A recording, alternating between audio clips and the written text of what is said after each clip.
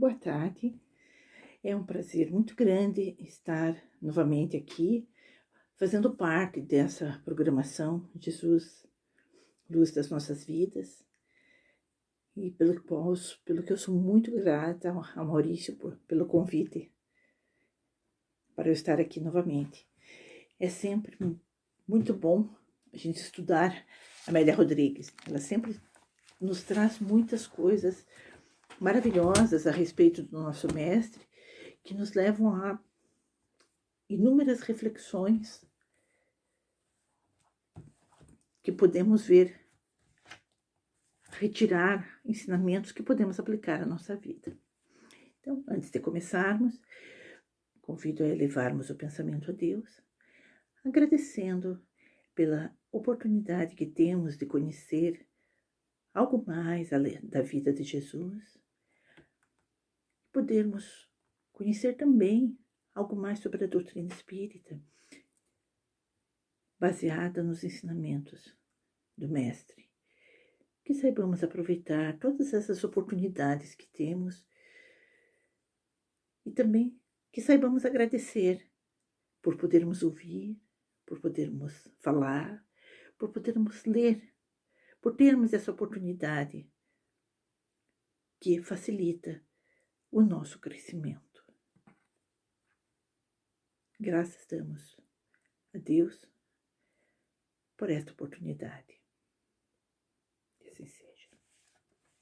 Bem, então, o livro escolhido foi Quando Voltar a Primavera. Vocês estão vendo o contrário aí, né? O livro. Mas e a lição chama-se O Calvário e a Obsessão. É uma lição da qual nós vamos ver vamos poder com certeza retirar vários ensinamentos, várias observações para a nossa vida. Então, vamos fazer a leitura de um trecho, a gente comenta e vamos fazendo assim. Ele viera para que os que não criam, crescem, e para tanto, deveria doar a vida num supremo sacrifício. Sabia que os homens, sangue sedentos diante do seu holocausto, passariam a encarar melhor a excelência do amor, entregando-se posteriormente em imitação ao seu gesto. Para uma tão grandiosa oferenda, porém, conjugaram-se as forças díspares em luta no coração das criaturas. Claro que não se fariam necessárias as acusações indébitas, a fuga dos amigos, a traição. Aos contumazes perseguidores da verdade, não faltariam argumentos e manobras hábeis com que colimariam as suas metas nefárias. Bem, então, aqui nós já temos, só nesse trechinho, nós já temos aqui algumas coisas para a gente analisar. Jesus, quando nasceu aqui na Terra, quando planejou a sua vida aqui na Terra, ele já sabia, né, que dentro dos ensinamentos, que os ensinamentos que ele iria trazer iriam se chocar com os conhecimentos da época, com o poder existente na época, e que naturalmente ele seria perseguido. Então,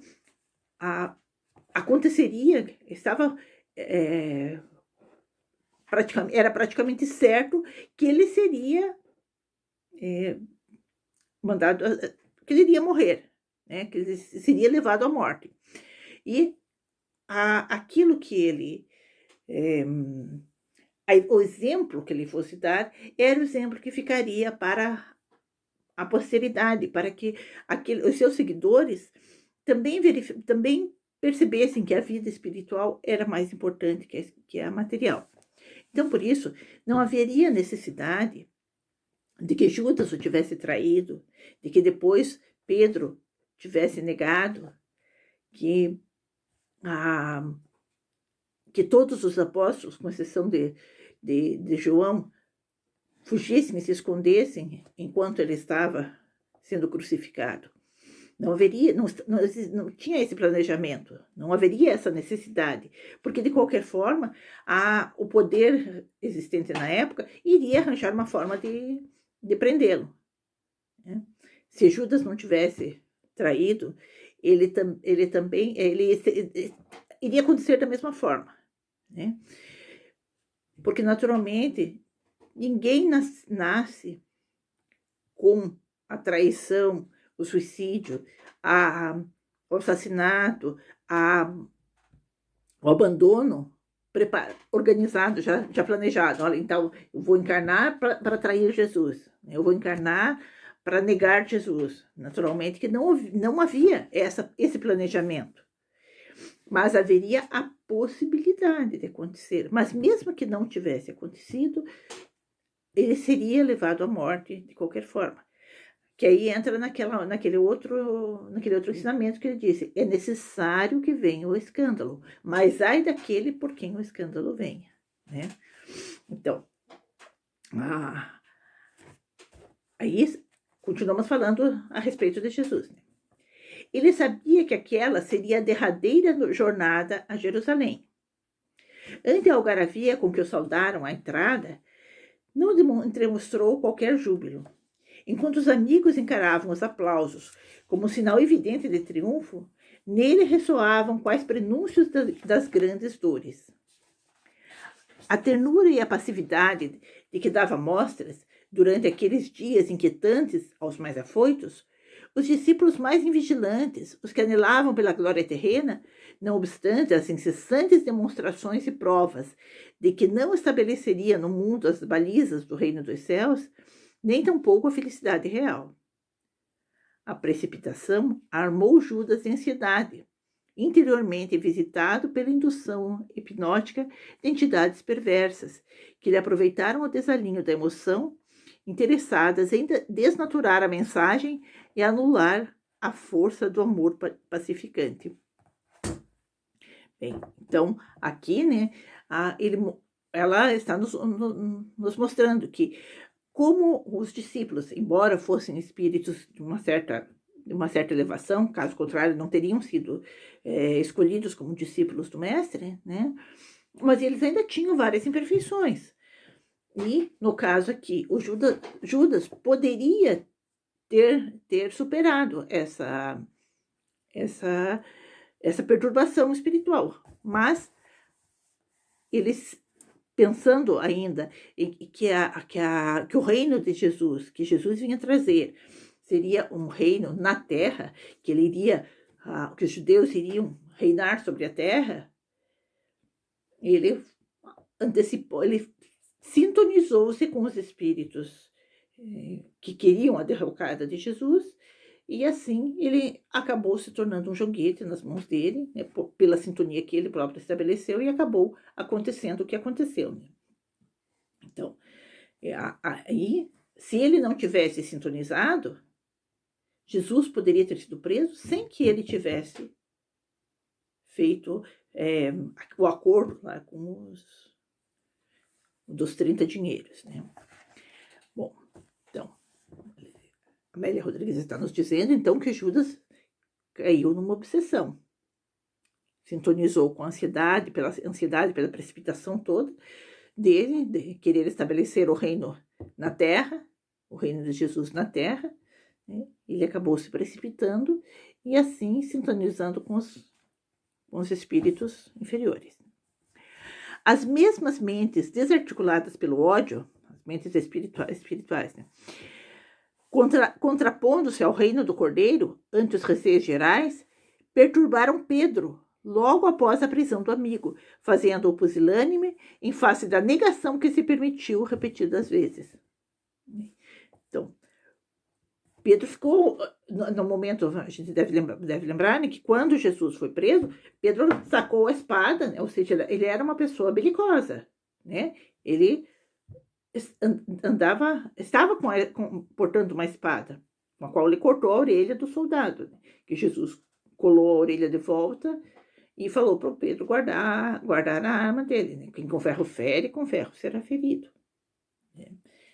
Então, os pensamentos contraditórios de Pedro ali naquele momento, até a preocupação com a prisão e talvez o medo dele também ser preso, também fez com que ele sintonizasse ali, né? E acabou também sendo vítima da perturbação, vítima, né? Pela própria sintonia dele, né? pela perturbação daquelas mentes desarticuladas pelo ódio que contrapunham-se ao reino do Cordeiro. As mesmas forças de injunção criminosa, em aguerrido combate, reuniram-se, assodados pela inveja e despeito, desde o domingo do triunfo aparente, a entrada de Jerusalém, a fim de converterem o enviado de Deus no excelso crucificado. Então, quando a gente lembra da entrada triunfal, né, de Jesus lá em cima do burrinho, né, com todas as pessoas recebendo ele, balançando palmas, né, aquelas plantas, né, colocando flores no caminho para que ele pisasse, né, para que o burrinho que trazia ele pisasse ali, né, e no entanto, né, ali ele, como eu falei anteriormente, né, ele sabia que não toda aquela demonstração de alegria, né, em vê-lo, tinha suas segundas intenções. Né? As pessoas na época ali estavam mais interessadas nas curas, mais interessadas em serem auxiliadas, né? E poucas estavam realmente interiorizando aquilo que os seus ensinamentos, né? Aquilo que ele vinha trazer. Então, os ódios, confraternizando com os ciúmes, espalharam injúrias que eram glosadas pela ingratidão de muitos que lhes foram comensais de ternura e receberam de suas mãos o pábulo da vida estuante. Fervilhando as constrições subsidentes que se impunham, os adversários da liberdade espiritual da terra, em desgoverno no mundo espiritual, dominaram os que se não armaram de vigilância e equilíbrio, tornando-se presas fáceis do anticristo, a fim de que a tragédia do Gólgota se consumasse. Então, houve assim como que uma obsessão coletiva, né? Porque as pessoas que procuravam Jesus, nem todas procuravam com o intuito de aprender os seus ensinamentos. Né? Elas iam atrás porque queriam ser curadas, porque queriam resolver algum problema que tinham em suas vidas, né? E aí, como não era era como as sementes atiradas no espinheiro, né? Lá da parábola do semeador, né? Que brotam rapidinho, né? Mas porque não tem a força incrustada dentro de si, os espinheiros derrubam. Então, elas se empolgavam no momento em que ouviam Jesus falar, mas aquela empolgação não era tão grande, não era grande o suficiente para que elas resolvessem deixar de tudo, né? Para ali quando Jesus foi preso, irem atrás, procurarem se movimentar para que ele não fosse condenado, né? Para que ele fosse solto, ou procurarem interceder, havia mesmo pessoas assim de certa projeção na sociedade que haviam sido atendidos por Jesus e não se manifestaram a favor dele naquele momento. Então, Jesus, porém, houvera asseverado: quando eu for erguido, atrairei todos a mim.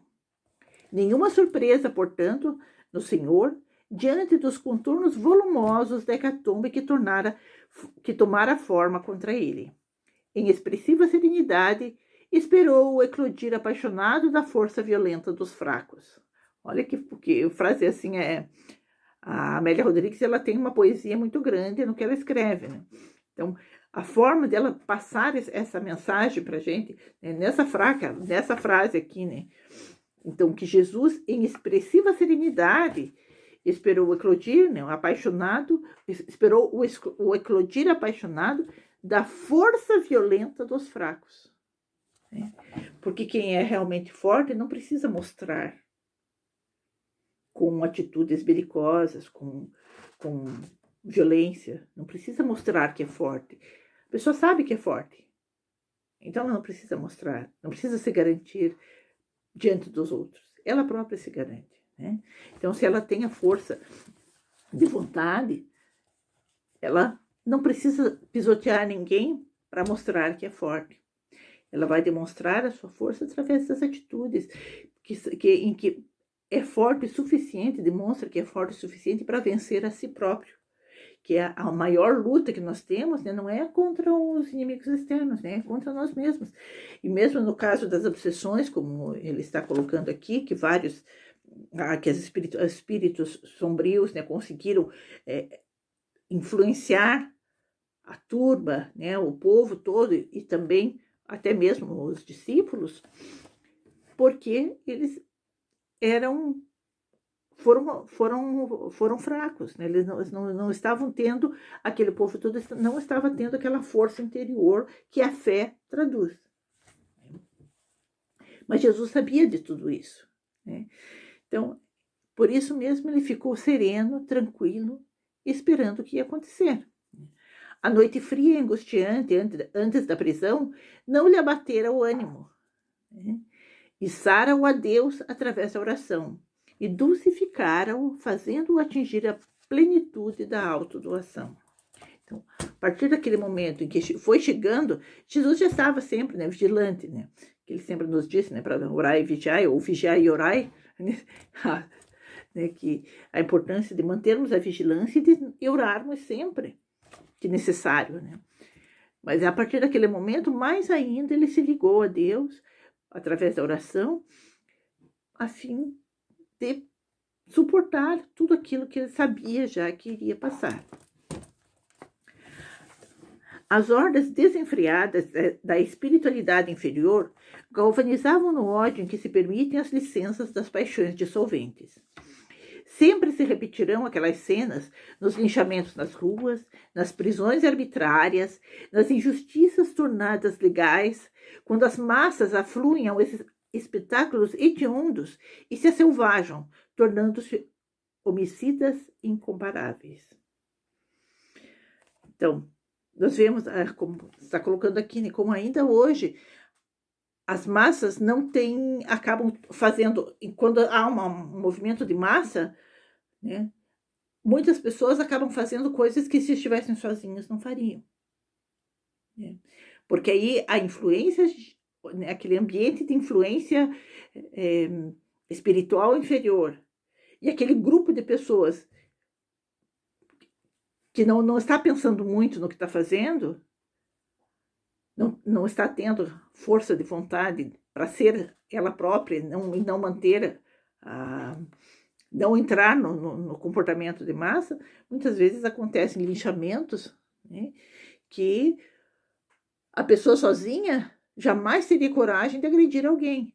Mas no momento em que está os ânimos exacerbados todos, e um começa a fazer alguma coisa, toma uma atitude violenta, outro também, de repente, quando vê, tem várias pessoas agredindo-se mutuamente, sem se perguntar depois, ninguém sabe como começou, nem o porquê real, né, que estava acontecendo aquilo. Então, aí, dentro dessa situação, né, como podiam aquelas gentes desconhecer a brandura do pastor divino, esquecer suas concessões e prodígios? Como puderam selar os lábios àqueles beneficiários de sua misericórdia e complacência ante a arbitrariedade dos crimes que presenciavam? A covardia moral, abrindo as faculdades psíquicas ao intercâmbio com os espíritos imperfeitos e obsessores, todo o bem recebido negou, a fim de poupar-se. Transformou o inocente em algoz, em revolucionário desnaturado, e elegeu o crime como elemento de justiça. O grande espetáculo da loucura coletiva se aproxima do Calvário. A obsessão coletiva, como tóxico morbífico, domina os participantes da inominável atuação infeliz. Ele não se defende, não reclama, nada pede. Submete-se e confia a Deus. Confia em Deus. Para ver o que é a fé verdadeira, né? Que mesmo sabendo pelo que ele iria passar, ele não fugiu, ele não se defendeu, ele não falou, olha, podemos trazer todas aquelas pessoas que eu ajudei, né? Fulano, pessoas que ele sabia os nomes, ele teria como identificar, essas pessoas que foram beneficiadas por mim. Mas ele, lógico, que ele não iria fazer isso, né? E essas pessoas, só se tivesse partido delas irem tentar defendê-lo, porque ele não iria invocá-las para que elas o defendessem. Ele simplesmente submete-se à vontade de Deus, né? Confia plenamente em Deus. Ele sabia que a vida iria continuar, ele tinha todo aquele conhecimento. Então, vendo a obsessão coletiva que estava tomando conta, né, aquela nuvem de espíritos que queriam que acabasse com aquela situação, né, que Jesus fosse varrido da terra, mas só que eles não tinham aquela percepção que Jesus tinha de que o ato da crucificação iria fazer com que ele se tornasse conhecido por todos os séculos à frente.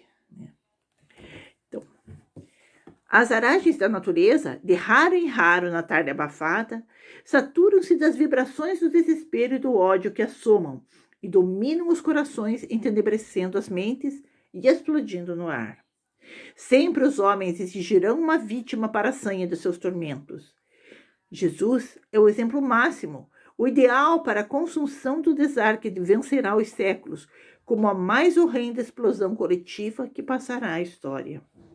No bárbaro espetáculo, os pretensos dominadores da erraticidade inferior creem-se vitoriosos, supõem-se estabelecidos os parâmetros do seu domínio no mundo. No entanto, quando o clímax da tarde de horror atemoriza as testemunhas da tragédia, ele, Jesus, relanceia o olhar dorido e lobriga apenas João, sua mãe e as poucas mulheres abnegadas aos pés da cruz, fiéis, macerados e intimorados, confiando. E o bálsamo da alegria que lê nas imensas exulcerações que o dilaceram. Nem todos desertaram. A fúria possessiva da treva não alcançara os que tiveram acesa a luz da abnegação e do amor. Então, nós vemos como Jesus, no momento em que ele pôde olhar ali, lá de cima da cruz, né, que ele olhou as pessoas todas que estavam ali, identificando as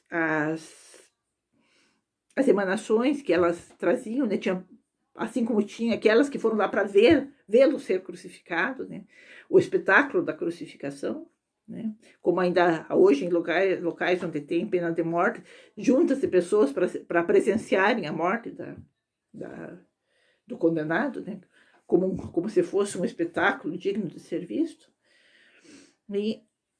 Mas ali, aos pés da cruz, ele vê que a sua mãe, o seu discípulo João, e algumas daquelas mulheres que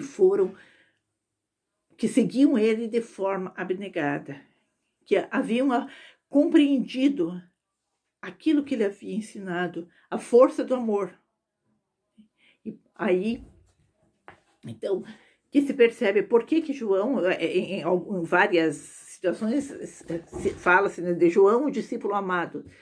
Não era que Jesus o amasse mais do que aos outros, é que João tinha já compreendido o amor, a verdade, os ensinamentos que Jesus tinha trazido. Tá. Então, continuando, né? Jesus olhou além e mais profundamente os presentes e os que se refugiaram longe deles, os que armaram as cenas, os que se locupletam em gozos mentirosos sobre a fudigiça vitória. Seu olhar penetrou os promotores reais do testemunho, aqueles que transitam livres das roupagens físicas. No ápice da dor arquejante, bradou Jesus: perdoa-os, meu Pai. Eles não sabem o que fazem. A sinfonia patética logrou então o máximo. Toda a orquestração da dor converteu-se em musicalidade de esperança e amor. Ele não perdoava apenas os crucificadores, mas também os desertores, os negadores, os receosos e pusilânimes, os ingratos e maledicentes, os insensatos e rebeldes. Na imensa gama dos acolhidos pelo seu perdão, alcançava os promotores desencarnados dos 1000 males que engendraram nos homens a prova de suas mazelas e o agravamento de suas penas. Sua voz alcançou os penetrais do infinito e lucilou nos baratos da consciências inditosas dos anticristos de todos os tempos, abrindo-lhes os braços da oportunidade de recomeço e a redenção. Então, naquele momento em que as pessoas ouviram, né, Jesus falar, perdoai-os porque eles não sabem o que fazem, é julgado, né, e é comentado mesmo que Jesus perdoou aqueles que o haviam crucificado, que o haviam julgado e crucificado. Mas Amélia Rodrigues nos traz aqui, né, que a visão de Jesus era muito maior. Então, ele não estava se referindo tão somente àqueles encarnados que haviam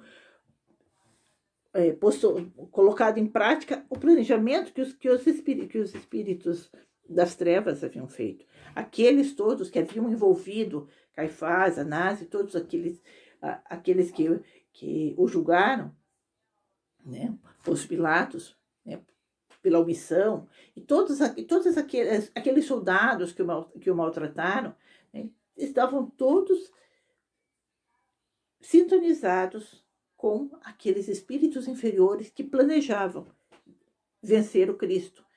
Só que eles não, até justamente pela sua inferioridade, eles não tinham o conhecimento que Jesus tinha, de que aquele fato de que ele se deixou crucificar, perdoando e amando, demonstrando amor até o último momento, iria fixar nos homens a sua doutrina.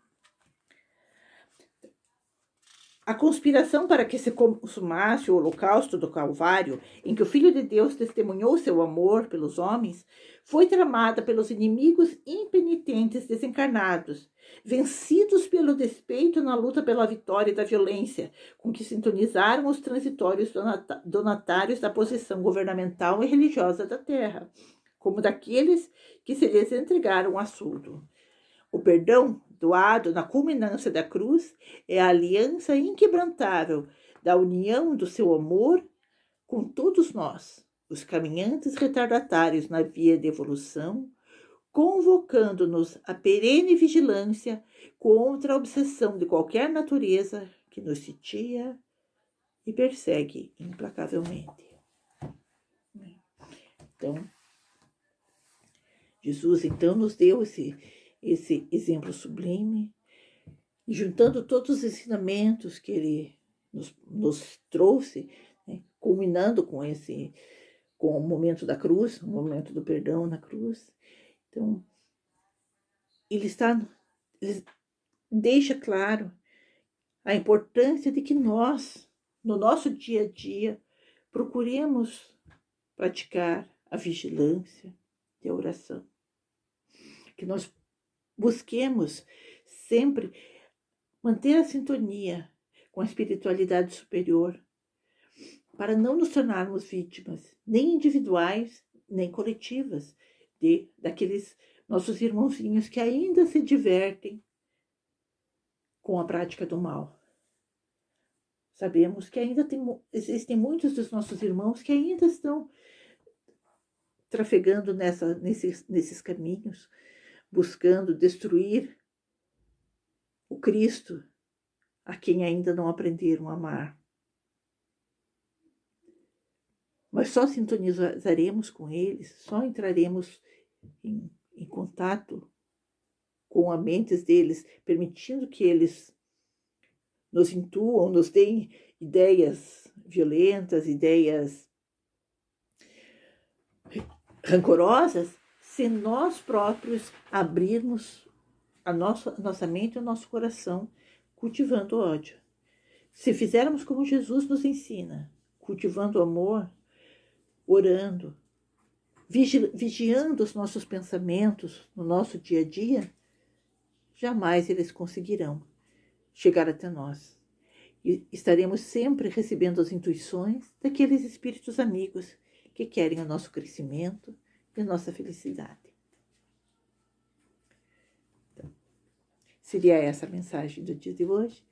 Agradeço o convite do Maurício, agradeço a atenção de todos que estiverem assistindo ou que vão assistir mais tarde. E convido mais uma vez a agradecermos a Deus por mais este dia, por podermos conhecer e compreender a mensagem que Jesus nos deixou, que possamos compreender verdadeiramente, para assim colocarmos em prática aquilo que Ele nos ensinou. Que assim seja. Muita paz a todos e até uma próxima.